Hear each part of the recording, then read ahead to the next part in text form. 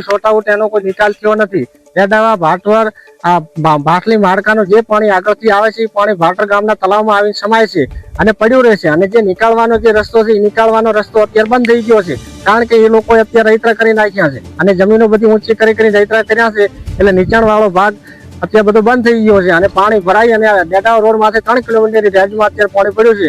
અમારે લોકોને અત્યારે અવર જવર કરવા માટે કેળાસમા પાણીમાં હાલવું પડે છે, બાળકોને ભણવા માટે પણ મૂકવા પડે છે, છતાંય તકલીફ વેઠીને જઈએ છીએ। તો સરકાર શ્રીને વિનંતી છે કે આ પાણીનો તાત્કાલિક ધોરણે નિકાલ કરે, યા તો ફિર ભાટર ગામના તળાવની અંદર જે પૂર્વથી પશ્ચિમ તરફ જે તળાવની પાળ છે એ પાળ ઉપર સાયફનની વ્યવસ્થા કરી અને કાણોથી પાટિયા સુધી કાચી કેનાલ કે પાકી કેનાલની વ્યવસ્થા કરી અને કાયમના માટે શોર્ટ આઉટ કરે તો સરકાર શ્રીનો આભાર।